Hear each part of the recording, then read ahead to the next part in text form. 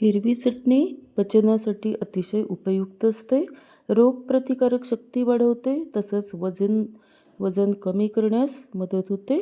त्वचेसाठी फायदेशीर. तसंच व्हिटॅमिन ए, सी तसंच अँटीऑक्सिडंट्स यामुळे त्वचा स्वच्छ आणि तेजस्वी होते. हृदयासाठी चांगली अशी ही हिरवी चटणी आपण लगेचच आता बघूयात कशी करायची. कोथिंबीर स्वच्छ निवडून धुवून ही अशा पद्धतीने घेतली आहे. इथे कोथिंबिरीची देठं याच्यामध्ये सगळी घेतलेली आहे. त्याबरोबर कोथिंबीरही थोडीशी घेतलेली आहे. आता यामध्ये आपण बघणार आहोत, इथे ही हिरवीगार आपल्याला जी दिसते ती लसणाची पात आहे. ही घरचीच आहे. ही लसणाची पात अतिशय ही सुद्धा शरीराला अतिशय उत्तम असते. ही आपण त्यामध्ये ताजी ही घातलेली आहे. याऐवजी तुम्ही लसूण घातलात तरीही चालेल. आता यामध्ये आपण इथे पाववाटी ही डाळं घातलेलं आहे. हे डाळं पाववाटी घेतलेलं आहे. यामध्ये आपण 2 चमचे हे भाजलेले शेंगदाणे यामध्ये घातले. तसंच त्यामध्ये 1 चमचा जिरे आपण इथे आता त्यामध्येच घालणार आहोत.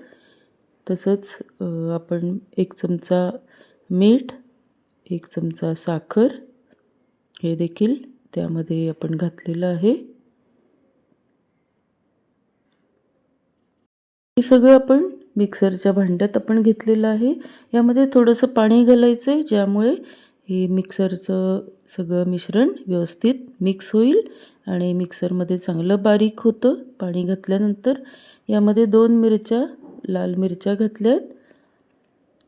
आता ही छान पेस्ट करून घेतली आहे आपण याची. यामध्ये कोथिंबीर मोठ्या प्रमाणात त्याची देठं आणि कोथिंबीर हे घातल्यामुळे कोलेस्ट्रॉल कमी होते आणि हृदयासाठी अतिशय ही उपयुक्त आहे.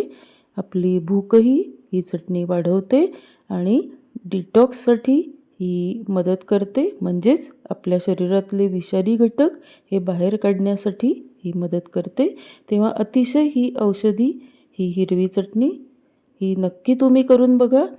आणि गरम पराठ्यावरती तसंच थालीपीठावरती, दशम्यांवरती, अगदी नेहमीच्या चपातीबरोबरही अतिशय सुंदर लागते. ही आधीच बनवून फ्रीझरमध्ये तुम्ही ठेवू शकता अशा पद्धतीने डब्यामध्ये, ज्यामुळे ती 1 आठवडा छान राहते आणि तुम्हाला हवे तेव्हा तुम्ही दह्याबरोबर कालवून किंवा अशीच तुम्ही दशमीबरोबर वगैरे तुम्ही घेऊ शकता.